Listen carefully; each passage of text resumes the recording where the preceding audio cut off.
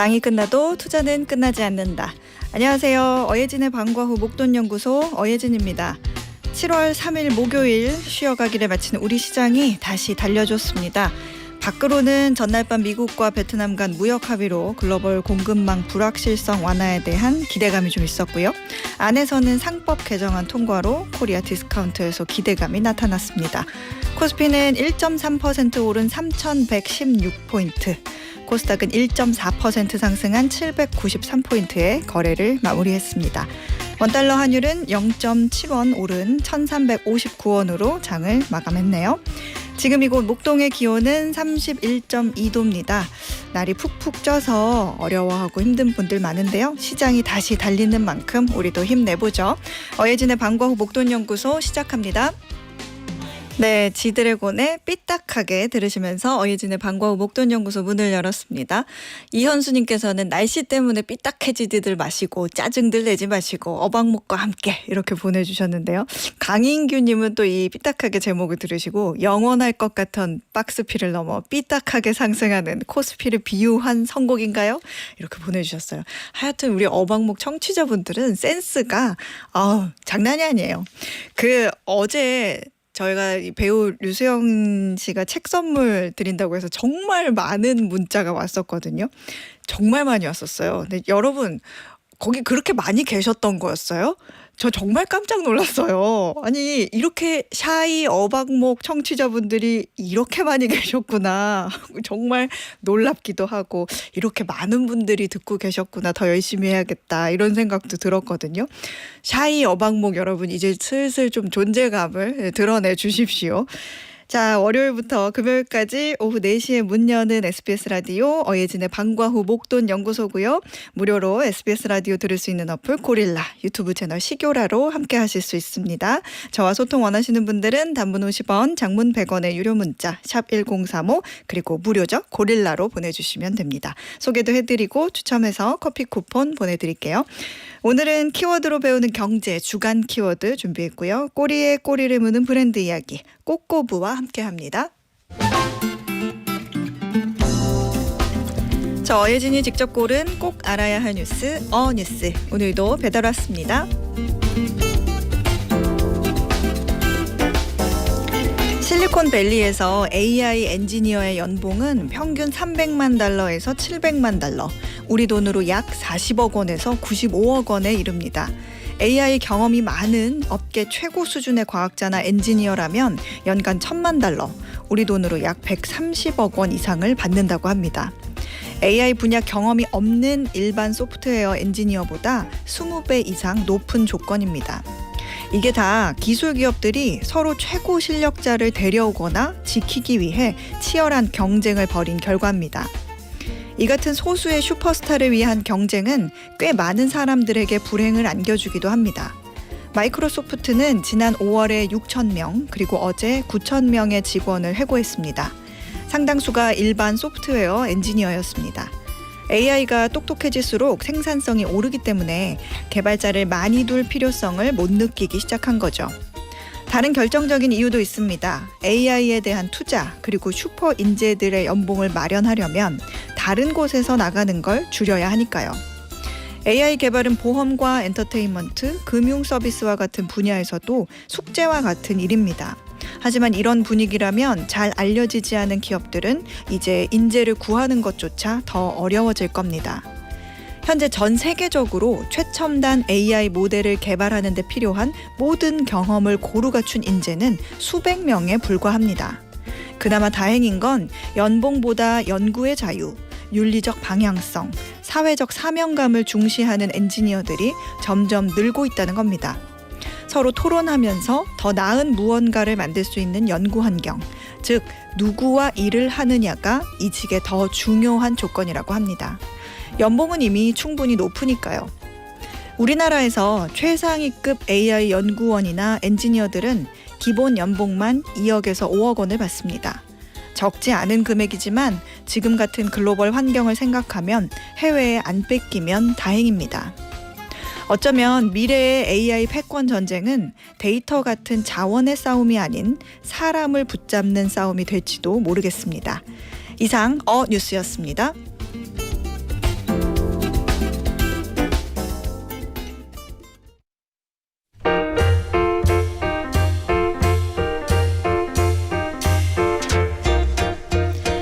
그동안 세간의 이목을 끌었던 키워드로 경제를 맛깔나게 말아드리는 주간 키워드. 오늘도 한국경제신문 임현우 기자가 함께합니다. 어서 오세요. 네, 안녕하세요. 네, 이번 주 첫 번째 키워드 볼까요? 네, 첫 번째 키워드는 상법 개정안입니다.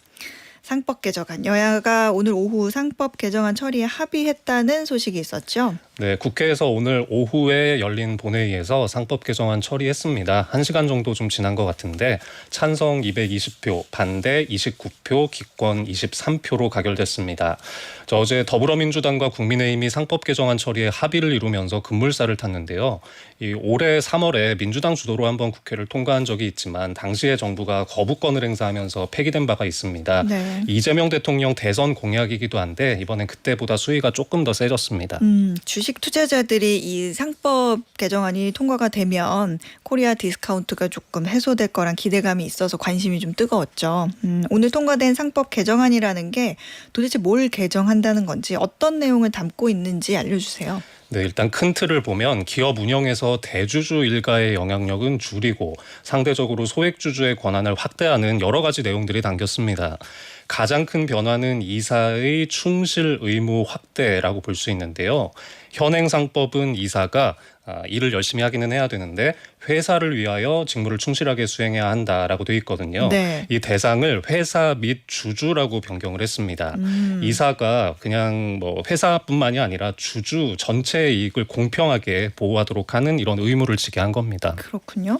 이사의 충실 의무가 이 회사에서 회사 및 주주로 확대가 되면 앞으로는 어떤 점이 크게 달라져요? 그동안은 이사회가 일반 주주들의 이익은 크게 좀 고려를 하지 않는 듯한 이런 모습을 보이기도 했는데 네. 앞으로는 의사결정 내릴 때 일반 주주에게 미칠 영향도 항상 염두에 두도록 한 겁니다. 지배주주 개인회사로 일감을 몰아준다거나 또 개인회사나 상장사를 합병을 한다거나 이런 식으로 이해충돌이 분명한 사안에 대해선 법적인 책임까지 이사들한테 물을 수 있게 됐습니다. 재계에서 이 상법 개정안 강하게 반대해왔다는 거 많이 아실 건데요. 이 조항 때문에 이제 소송이 급증하고 경영 판단이 어려워질 수 있다 그런 이유였습니다.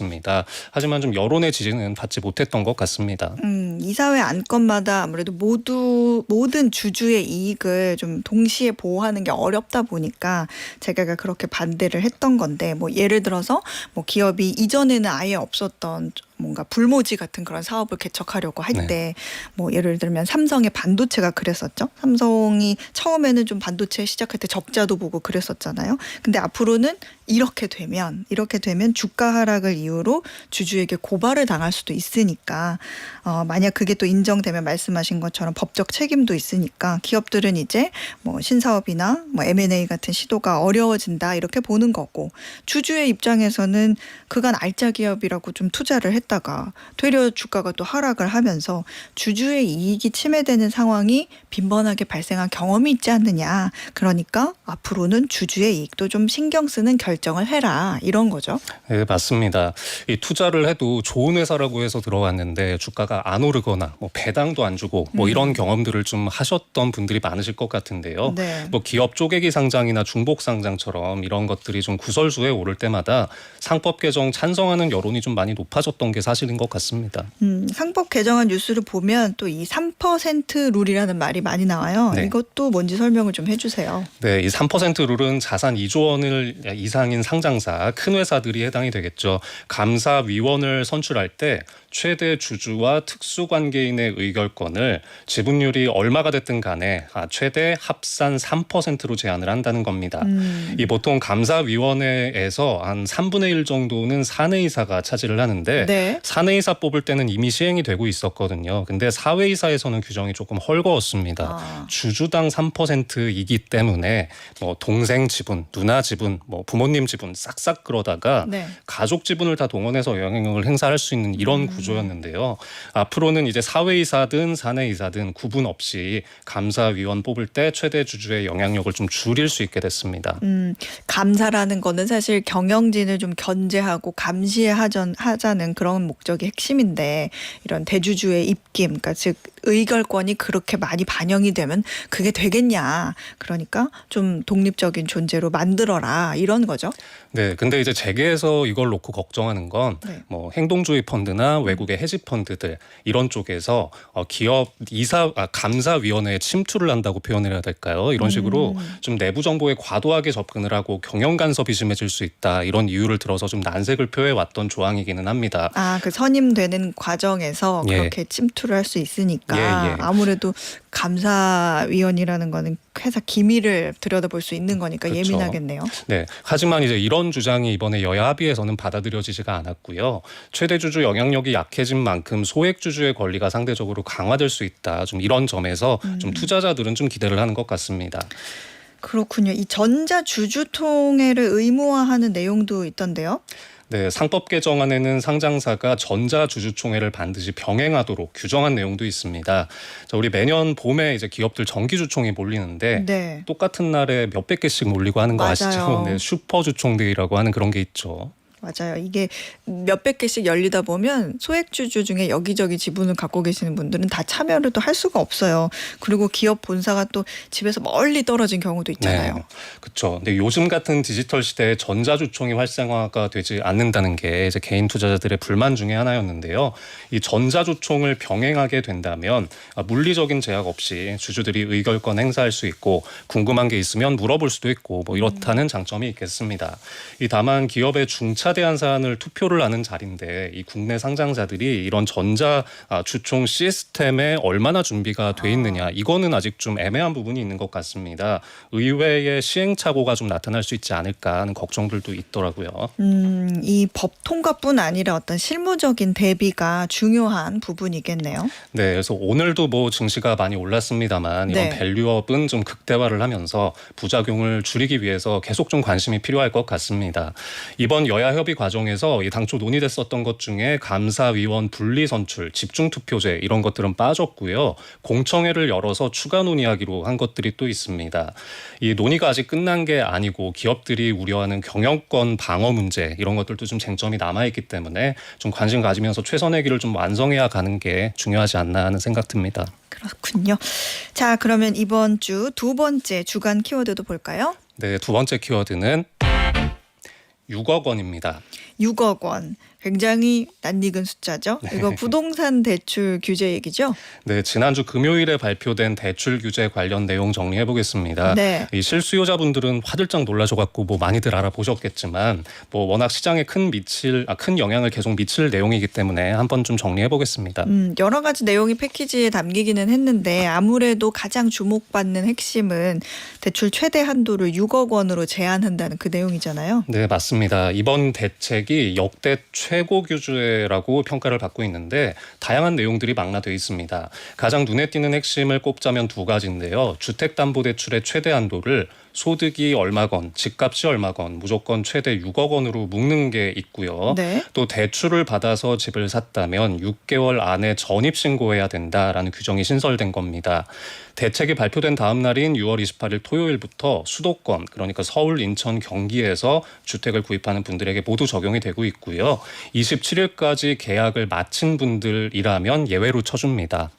그렇군요. 이거 수도권 한정으로 이 비수도권은 해당이 없는 거예요? 네, 비수도권은 6억 한도나 6개월 전입 이런 것들은 적용을 안 받습니다. 그렇군요. 규제의 목적이라는 거는 전세를 끼고 집을 사는 그런 갭 투자를 막기 위한 것으로 좀 볼 수 있을 것 같은데. 네, 맞습니다. 수도권에 집이 있는 분들, 다주택자는 주택담보대출은 원천 봉쇄됩니다.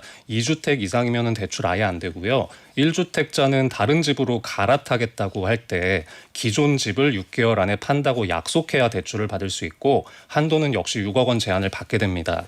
그리고 또 대출 만기도 제한이 됩니다. 예전에는 은행에 가면 최장 40년까지 선택을 할 수가 있었는데 맞아요. 대출 상환 기간을 길게 잡으면 DSR이 떨어지면서 이제 한도가 많이 나오기 때문에 이렇게 우회로로 활용을 하셨거든요. 네네. 이번 대책에 따르면 아무리 길어도 이제는 30년까지만으로 제한이 됐습니다. 정부에서는 이번 규제로 인해서 하반기에 신규 가계대출이 20조 원 정도 줄어들 것으로 예상하고 있습니다.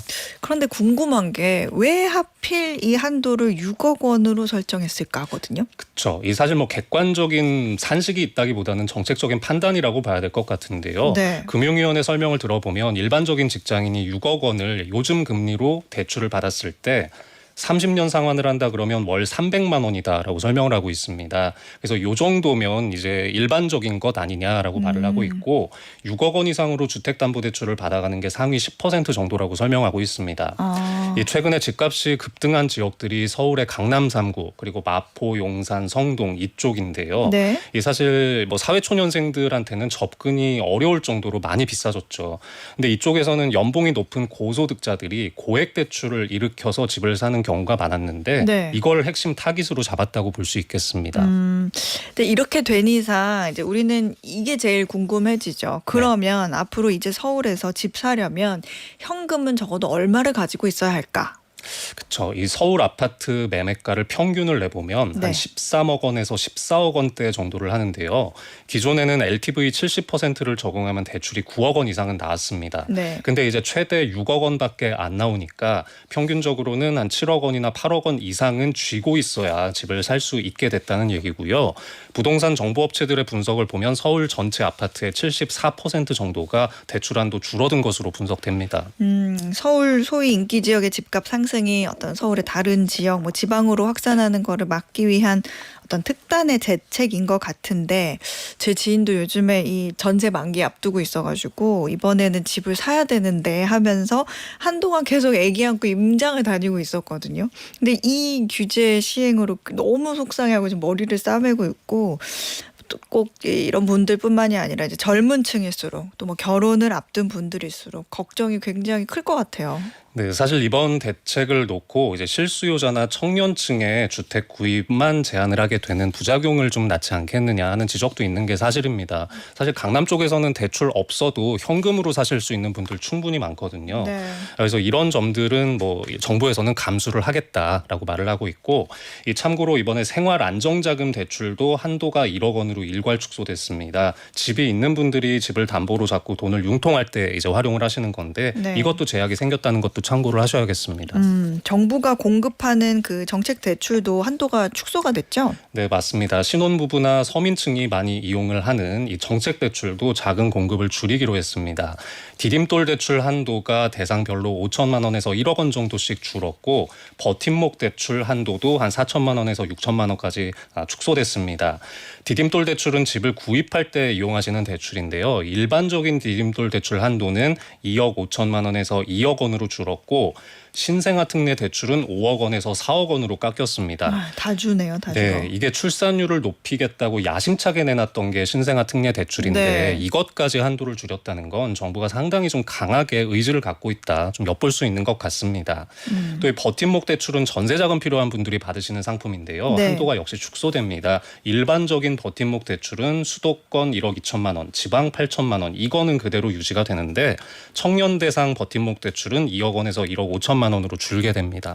야, 이렇게 한도가 축소가 되면 이 떠올릴 수 있는 그 대안이 또 그중에 하나가 마이너스 통장. 네. 이 마이너스 통장으로 좀 도달을 하는 방법이 있지 않을까 이렇게 생각하실 수도 있는데 신용 대출에도 좀 제약이 걸렸죠? 그렇죠. 이번 규제에는 신용대출을 연소득까지만 해줘라 이런 내용도 들어있는데요.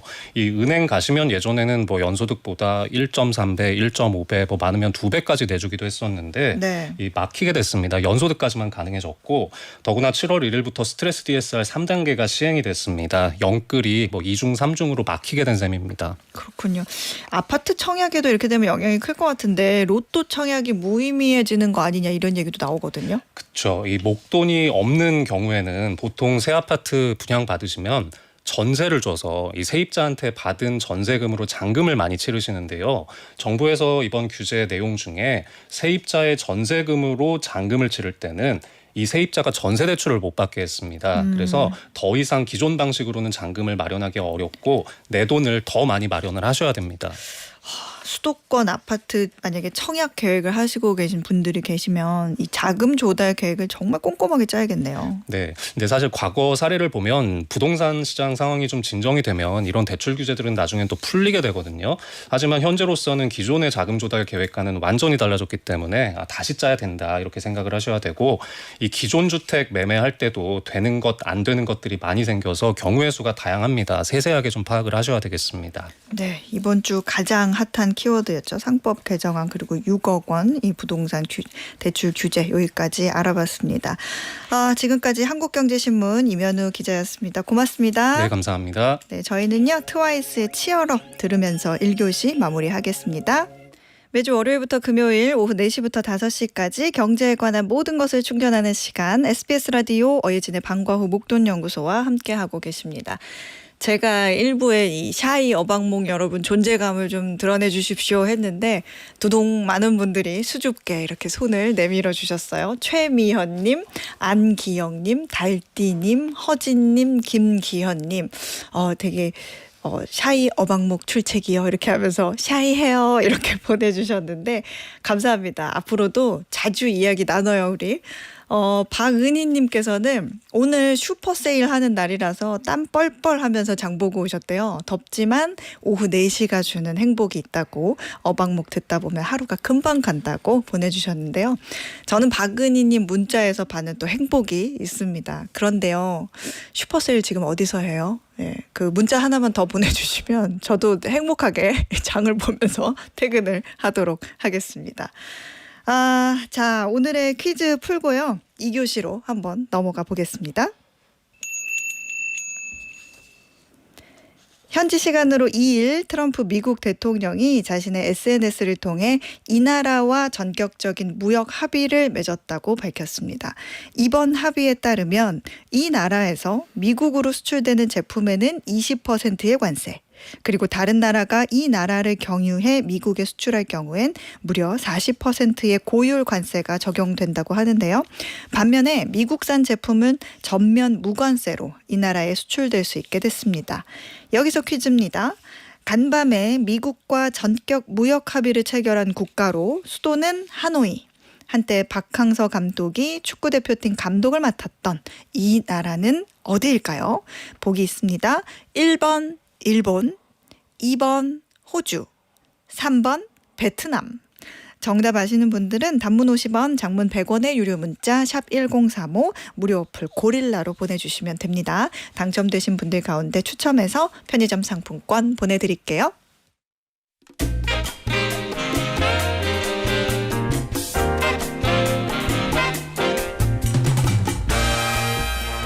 브랜드에 관한 모든 이야기 전하는 꼬리에 꼬리를 무는 브랜드 꼬꼬브. 매일경제 추동훈 기자가 소개해드립니다. 어서 오세요. 안녕하세요. 안녕하세요. 네네.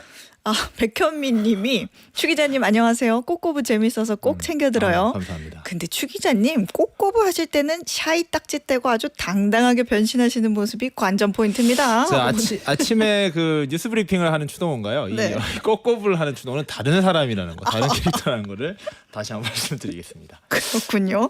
자, 다른 추동훈 기자가 알려주는 오늘의 브랜드 어떤 건가요? 자, 오늘 또 푸신 김에 퀴즈 마저 풀어보시죠. 제가 네. 또 가져왔습니다. 언제나 가져왔습니다. 두 가지를 가져왔는데요. 오른손에 들린 것 이게 바로 뭐 보시기만 해도 아시겠죠. 뉴욕을 대표하는 자유의 여신상이고요. 네. 이 왼쪽 이게 중요합니다. 이 바로 에펠탑 모형을 제가 가져왔는데요. 네. 여기는 파리를 대표하는 것입니다. 네. 그런데 이 두 가지 상징물, 이 건축물에 공통점이 많은데요. 혹시 뭐 생각나는 거 있으실까요? 관광객이 많다. 관광객이 많다. 너무나 당연한 말씀이시겠죠. 그거 있습니다. 바로 각 지역의 랜드마크이기 때문에 당연히 관광객이 많겠죠. 그리고 프랑스. 프랑스 역사를 좀 아시는 우리 소장님은 또 너무 잘 알고 계신 거 있는데요. 네. 맞습니다. 사실 에펠탑은 당연히 프랑스에 있으니까 프랑스 거고요. 네. 이 자유의 여신상은 프랑스가 미국에 선물한 선물입니다. 그쵸? 그리고 또 하나 공통점이 있는데 이 두 건축물의 설계자가 똑같은 인물입니다. 오, 그래요? 네, 모르셨죠? 그거는 이거 몰랐네. 모르신 분도 계실 텐데 이 네. 기스타프 에펠이라는 건축가가 이 에펠탑을 만든 사람이어서 이름이 에펠이 들어가 있고요. 네. 이 사람이 설계한 게 바로 이 자유의 여신상입니다. 그러고 오늘 주제와 관련해서 또 공통점 딱 하나가 더 있습니다. 네. 오늘 소개시켜 드릴 브랜드가 이 두 가지 건축물에 똑같이 들어가 있습니다. 두 가지 건축물에 똑같이 들어가 있다? 들어가 있다. 뭐지? 뭘까요? 힌트를 하나 더 드릴까요? 자, 힌트가 하나 더 있습니다. 철. 그리고 네. 엘리베이터. 엘리베이터. 첫 번째로 공통점을 보시면요. 직관적으로 길쭉하잖아요. 그렇죠. 길쭉하면 뭡니까? 올라가야 되는데 이 길쭉한 거 걸어 올라가면 힘들거든요. 그래서 이 두 건축물에는요. 안쪽에 엘리베이터가 있습니다. 그래서 오늘 소개시켜 드릴 브랜드가 바로 이 엘리베이터 브랜드인데요.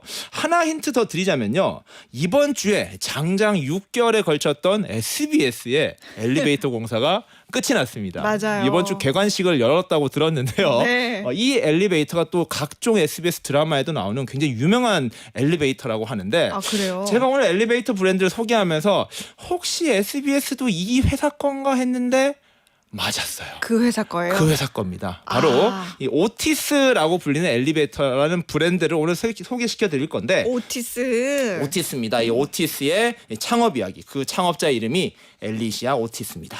오티스가 또 사람 이름인지는 몰랐는데 이 오티스에 대해서 이제 알아보려면 어쨌든 사람 이름이라고 하니까 그 사람에 대한 이야기부터 좀 들어보죠. 네, 이 이야기 재밌습니다. 이 엘리베이터를 최초로 만든 사람 또 이 사람이라고 이야기가 되고 있는데요. 이 사람은 미국인이었고요. 1811년에 미국 버몬트에서 태어났습니다. 작은 마을에서 태어났는데요. 이 분이 어릴 때부터 돈을 많이 버는데 관심이 많았다고 해요. 성실은 했습니다. 하지만 이 동네가 작다 보니까 나를 닮기에 이 동네는 너무 작다라는 생각을 하고요. 19살의 나이에 뉴욕으로 진출합니다. 뉴욕 트로이라는 지역으로 가서요.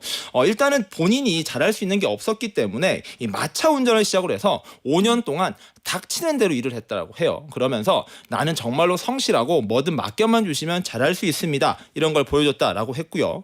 1934년 23살의 나이에 사랑에 빠져서 결혼도 했습니다. 결혼을 해서 이 찰스 오티스라는 아들과 이 노턴 오티스라는 두 명의 아들을 낳았었는데요.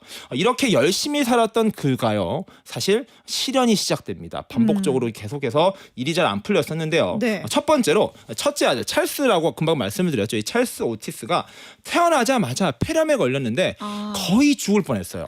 옛날에는 백신도 없고 그래서 폐렴 걸리면 무조건 잘못되는 거였는데 그렇습니다. 그래서 거의 죽을 뻔했는데 다행히도 목숨을 건졌습니다. 그래서 다행히 우리 아이들과 우리 와이프를 위해서 열심히 살아야지라고 하면서 가족 부양을 위해서 재분소도 세우고 사업에 도전했었는데요. 네. 잘 안 됐습니다. 폐업을 했고요. 제재소도 한번 만들어봤는데요. 또 안 됐습니다. 실패의 아이콘처럼 조금씩 가고 있었는데 사업도 잘 안 되는 와중에 이 아내 수잔이거든요. 수잔 오티스가 병에 걸려서 결국에는 사망해 버립니다. 이로 인해서 이 불운의 사나이다라고 스스로 생각을 하면서 심리적으로도 큰 충격을 받았다라고 합니다. 아무리 그렇게 실패하고 안 좋은 일이 생겨도 어쨌든 일어나야 됐을 텐데. 그렇죠. 어제 또 어떻게든 일어나야 되겠죠. 자식들도 부양해야 되고요. 그래서 재혼을 했고요. 결국엔 뉴욕주의 주도라고 하는 올버니라는 도시가 있습니다. 이곳으로 이동을 해서 새 출발을 다짐했었는데요. 이 사람이 이제 조금 경력이 쌓이다 보니까 손재주도 좋았고요. 아이디어가 많았다라고 해요. 그래서 이 제조업체 이런 데도 좀 다녔었고 기계공으로도 일을 했다라고 합니다. 그러면서 본인의 아이디어를 잘 만들어 가지고요. 발명도 했다라고 해요. 이 침대 프레임을 원래 한 12개 만드는 건데 자기가 개발한 기술을 좀 잘 쓰면 더 잘할 걸 해서 만든 걸로 이 50개까지 늘렸다라고 해서요. 네. 이 발명품을 개발하면서 특별 보너스도 받았다라고 이야기가 되고 있습니다. 그렇게 발명품 만들고 하면서 이제 재기에 성공을 하는 거예요? 그렇죠. 이제 조금 자신감이 생긴 겁니다. 나 생각보다 발명 잘하네, 능력이 좀 있네 이런 생각이 든 거였고요. 그래서 여러 가지 발명에 도전했었는데 그 중에서 그가요 개발한 것 중에 이런 게 있습니다. 수압을 동력으로 해서요. 네. 수압을 이용해서 안전 브레이크 장치를 만든 거예요. 이 압력을 이용해 가지고 뭐가 움직일 때 압력 탁 가해서 멈추게 하는 뭐 이런 시스템을 개발했었는데 그래서 거기에서 제빵 공정이나 기계류가 움직이다가 비상으로 멈출 수 있는 이런 안전 브레이크 장치를 개발했었는데요.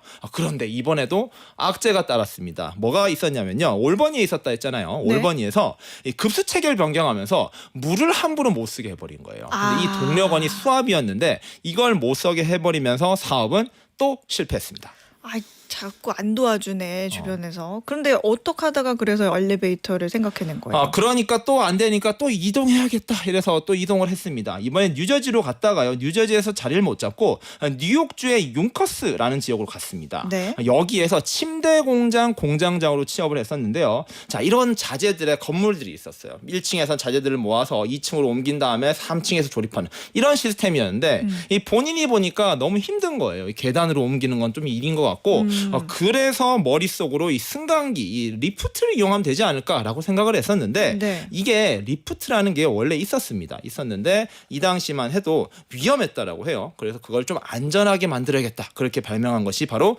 안전 승강기라는 개념이었어요. 원래 기존에 있던 리프트는 뭔가 케이블 같은 게 끊어지면 그대로 추락이니까 그거를 보완한 뭔가 안전 엘리베이터를 만든 거예요.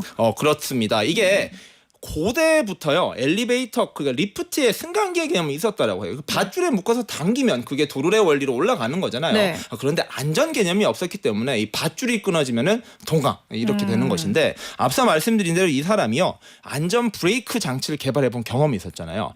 그래서 이 합판 좀 잘 돼가지고 붙이면은 될 것 같은데라고 생각을 했었고요. 그가 생각한 핵심이 뭐냐면요. 네. 이 바닥에다가 판 같은 걸 만듭니다. 그래서 네. 요게 만약에 밧줄이 끊어지면은 툭 튀어나오게 하면서 네. 벽에 걸리는 이런 식으로 하는 구성을 한 거예요. 중간에서 막아주는. 그렇죠. 그래서 복잡한 원리도 아니었고요. 이런 거를 개발하면은 잘 될 것이다라고 이야기를 해서 이 바닥의 특별 장치를 통해서 이 안전 장치를 만들었고 이게 지금 말하면은 세계 최초의 안전 엘리베이터라고 개발된 것으로 이야기를 하고 있습니다. 세계 최초라면은 그 당시에는 굉장한 히트를 쳤을 것 같은데. 그렇죠. 자, 기대가 좀 있었습니다. 그런데 오티스는요, 그때도 약간의 자신감이 없긴 했었어요. 계속해서 실패했잖아요. 뭐가 하늘도 안 도와주고 어려움이 있다라고 하니까 그 상황에서 어떻게 해야 될까 고민을 했습니다. 하지만 이제 마지막으로 한번 도전해보자. 정말 내 인생을 걸어보자라는 판단을 했었고요. 때마침 침대 공장의 경영 사정도 나빠져가지고요. 회사를 퇴사했습니다. 이제 뭐 일도 없겠다. 창업을 해서 마지막으로 가야겠다라고 이야기를 했었고요. 화물용 엘리베이터, 화물용 안전 엘리베이터를 먼저 개발한 거예요. 네. 그리고 회사도 만들었었고 회사 이름은 오티스 엘리베이터라고 1853년에 만들었습니다. 그래서 이 마지막으로 잘 되겠다라고 했었지만 잘 또 안 됐어요. 시장에서 반응이 없었거든요.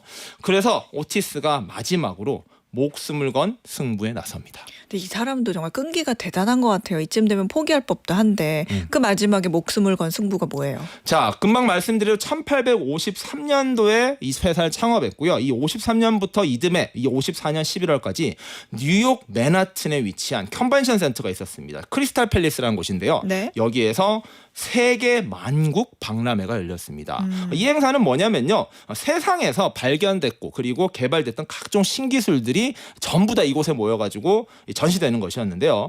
세계 곳곳 미국 전역에서 막 온 거예요. 막 지방 시골에서 와가지고 왔다 이게 왔다. 무엇이요? 와 저게 엄마. 뭐고? 막 이러면서 막 전 세계 신기한 걸 다 구경하고 있었어요. 근데 두 명이 길을 가고 있었는데요. 한 명이 하늘을 쳐다봅니다. 봐라 봐라. 전 복고 뭔데? 뭔데? 한 거예요. 그 하늘에는요 오티스가 매달려 있었습니다. 자, 오티스가요 높이 9m 위치에 올라가서요 여기에서 엘리베이터 모형의 자신이 등장합니다. 네. 그리고 외칩니다. 안전합니다, 여러분이라고 외치면서요 밧줄을 갑자기 끊어버립니다. 어머나. 그러니까 그 와 있던 전 세계에서 왔던 사람들이 저 미친 인간 뭐 하는 거야라고 했었는데요. 엘리베이터가 곧바로 멈춰버린 것이죠. 거기서 그걸 딱 보여줬군요. 그렇습니다. 목숨을 건 도전이었는데요. 내가 만든 엘리베이터가 얼마나 안전한가를 보여준 것이고요. 이렇게 완전히 성공적으로 시연을 한 다음에 이 오티스의 안전 엘리베이터 이렇게 개발되었다라는 걸요. 전 세계에 알리게 된 유명한 사건이었습니다. 그 정도로라면 그 박람회를 기점으로 오티스 주문이 폭주했을 것 같은데. 드디어 네. 그동안 기다렸던 오티스가 성공이라는 맛을 보기 시작합니다. 드디어. 정말로 이 목숨을 건 도전을 하니까 많은 사람들에게 입소문이 났고요. 그 덕분에 이 오티스 엘리베이터 한번 써면 안 되겠냐라는 이야기 문의가 줄이었다라고 합니다. 뉴욕에서 1857년 3월인데요. 세계 최초의 승객용 안전 엘리베이터가 개발이 됐습니다. 이게 뉴욕 맨하튼 소호 지역에 있는 EV 호아트 앤 컴퍼니라는 백화점에 처음 설치가 됐는데요. 백화점 상업 용도 시설에 승객용 엘리베이터가 설치된 게 이게 세계 최초라고 합니다. 이 건물은 지금 또 뉴욕 맨하튼에 있거든요. 한번 네. 가보시면은 지금은 그 엘리베이터 없어졌더라고 해요. 백화점이 없어졌더라고 해서 없긴 한데 여기가 세계 최초라고 하고요. 이후로 매년 2배씩 주문량이 늘어났었고요. 그는 엘리베이터를 더 신속하고 안전하게 정지시킬 수 있도록 뭐 밸브 엔진 장치 같은 것들을 계속해서 개발했다라고 합니다. 이게 얼마나 혁신이냐면 사실 이 엘리베이터가 나타나기 전에는 사람의 어떤 삶이라는 게 평면이었잖아요. 그냥 쭉 이렇게 평면에 있었는데 이걸 위아래로 수직으로 옮겨준 확장해준 거잖아요. 네, 1850년대잖아요. 이게 19세기 중반인데 이 19세기는요. 인간의 삶의 범위가 1차원에서 2차원 그리고 이 3차원으로 확장된 시대다라고 이야기를 합니다. 사실 사람이 이전까지는요. 이렇게 한 공간에 머물고 마을에만 살다가 돌아가셨었는데 이때 개발된 것들이 자동차입니다. 자동차는요. 수평 공간을 확대했다면요. 이 오티스, 이 엘리베이터는요. 수직 공간을 확대시켜 준 것입니다. 그렇게 하다 보니까 이 수직 공간을 확장시킨 사람의 주인공 바로 오티스라고 보시면 될 것 같은데 이 본격적인 고층 빌딩의 시대를 열어준 것도 이 엘리베이터의 힘이다라고 이야기를 할 수 있을 것 같습니다. 그런데 특허를 낸 게 1861년이었는데요. 오티스는 당시에 유행병이었던 디프테리아에 걸려서 49살의 나이에 숨을 거두고 맙니다. 아이고 너무 이른 나이에 세상을 떠난 것 같은데. 아쉽죠. 사실 이제 오티스의 전성기가 오는 것이다라고 해도 과언이 아니었는데요. 그때 그래서 그 사업에 후계자가 등장합니다. 바로 폐렴으로 죽을 뻔했던 그 아들 네. 찰스 오티스와 동생 노턴 오티스가 가게를 승계한 것인데요. 찰스 오티스가 또 창업자 그리고 사업가에서의 역량이 굉장히 뛰어났다라고 합니다. 그래서 그는요 단순히 엘리베이터를 개발하는 게 우리의 일이 아니라 유지보수라고 하죠. 엘리베이터는 사실 유지보수가 워낙 중요하다 보니까 이러한 사후 관리적 서비스를 도입했다라고 하는 사람이 바로 찰스 오티스고요. 이러한 것들을 통해서 오티스는 전 세계적인 엘리베이터 브랜드로 이름을 알렸습니다. 오티스의 성공이 연 고층 시대가 열렸는데 궁금한 거는 그렇게 해서 탄생한 대표적인 건물이 뭐가 있을까라는 궁금증이 들거든요. 사실 고층 빌딩의 아버지는 오티스다라고 해도 과언이 아닙니다. 이 고층 빌딩에 엘리베이터 들어가면서 지어질 수 있었고요. 뭐 뉴욕의 엠파이어 스테이트 빌딩이라든지 여러 스카이라인을 만드는 건물들은 다 오티스 덕에 태어난 것이다라고 이야기를 하는데 그 상징적 사례 바로 1889년에 파리 만국 박람회를 위해서 건설된 건물 바로 에펠탑입니다. 그게 또 그죠? 그렇게. 네, 이 에펠탑은요 사실 엘리베이터의 상징이었고요. 이 건축물이 굉장히 뾰족하지 않습니까? 네. 그래서 엘리베이터를 설치하는 것도 굉장히 어려웠고요. 당시만 해도 이 에펠탑은 미래 도시의 상징 같은 거였습니다. 그러한 신형 건축물에 엘리베이터가 설치됐다는 것 바로 오티스의 이름을 더욱더 알렸던 핵심적인 사건이었습니다. 우리나라 최초 엘리베이터도 오티스예요? 그렇습니다. 우리나라 최초의 엘리베이터도 오티스가 맞는데요. 네. 1910년에 일제강점기였죠. 이 조선 총독부 산하에서 운영됐던 조선은행 본점입니다. 지금 한국은행 본점이 있는 자리인데 여기에 우리나라 최초의 수동식 오티스 엘리베이터가 설치가 됐었고요. 그리고 4년 뒤 1914년에 서울 소공동에 위치한 조선호텔, 지금 웨스틴 조선호텔입니다. 네. 여기에 자동 엘리베이터가 설치된 것. 이게 바로 국내 최초의 엘리베이터이고 이게 오티스의 엘리베이터였습니다. 다시 보게 되네요. 근데 또 궁금한 게 엘리베이터도 있지만 이게 비슷한 말로 우리 에스컬레이터도 있잖아요. 그렇죠. 이 엘리베이터냐 에스컬레이터냐 네. 굉장히 고르기 어려운 상황인데 그것도 오티스예요? 에스컬레이터를 누가 개발했냐? 네. 바로 오티스네 회사가 맞습니다. 정말요? 맞습니다. 네, 원래 이 찰스 치버거라는 발명가가 발명을 했었는데 이 기술과 특허를요 오티스사에 매각을 했습니다. 그러면서 세계 최초로 상업용 에스컬레이터도 오티스가 만들었다. 정말로 대단하죠. 다 장악을 하고 있네요. 마지막으로 이 오티스의 성공과 실패로 본 오늘의 교훈 뭐가 있을까요? 자, 실패는 성공의 어머니다. 이 말에 정말로 딱 들어맞는 게 딱이네. 오티스의 삶이 아닌가라는 생각을 들고요. 앞서 네. 말씀드린 대로 수평을 확장한 게 포드와 미슐랭이라는 자동차 타이어라면 수직으로 확장한 건 오티스다라는 걸 기억해 주시면 좋을 것 같고요. 사실 한국 사람들이요 오티스에게 절해야 됩니다. 그랜저를 해야 된다고 생각이 드는데 한국이야말로 아파트가 정말 많지 않습니까? 그러네요. 아파트야말로 엘리베이터가 없다면 만들 수가 없는 시설이고요. 대한민국이야말로 이 고층 빌딩 그리고 아파트로 대표되는 나라인 만큼 특히 요즘같이 더운 날씨 20층에 사시는 분들은 오티스 감사합니다 한번 해고 올라가도 되지 않을까라는 생각이 들고요. 자, 이상으로 이 SBS의 오티스 우생 재개를 기념한 꼬꼬부 추동훈이었습니다. 최근묵님께서 오티스 엘리베이터 지금 설치 중이시라고 반갑게 들으셨을 것 같네요. 인류의 공간 개념을 수평에서 수직으로 확장시킨 가장 위대한 상자 엘리베이터 이야기 들어봤습니다. 지금까지 매일경제신문 추동훈 기자였습니다. 고맙습니다. 네, 감사합니다. 네, 오늘 퀴즈 정답 확인해 보겠습니다. 오늘 퀴즈에서는 간밤 미국과 무역 합의를 체결한 국가로 수도는 하노이, 박항서 감독이 축구 대표팀을 이끌기도 했던 나라가 어딘지 여쭤봤습니다. 정답은 3번 베트남이었습니다. 오늘 편의점 쿠폰 당첨되신 세 분은요. 6697님 그리고 8126님. 8126님께서는 우리나라도 관세 협상 얼른 됐으면 좋겠다고 힘들지 않게 이렇게 보내주셨고요. 그리고 6046님. 더운 날씨에 지치는 하루지만 방과후 목돈연구소 들으면서 더위 달래봅니다. 늘 좋은 정보 주셔서 감사한 마음으로 잘 듣고 있습니다. 이렇게 보내주셨어요. 저도 감사한 마음으로 매일 방송하고 있습니다. 자, 샤이 어방목으로 추정되는 2641님도 편견을 깬 방과후 목돈연구소 매일 잘 듣고 있다고 보내주셨거든요. 저도 매일 감사하면서 방송하겠습니다. 자, 어예진의 방과후 목돈연구소 끝곡 이 곡 많이 예상하셨죠? 박진영의 엘리베이터 들려드리면서 물러가겠습니다. 내일도 세상 돌아가는 소식 투자의 기본기 알고 싶다면 오후 4시 어예진의 방과후 목돈연구소로 놀러오세요.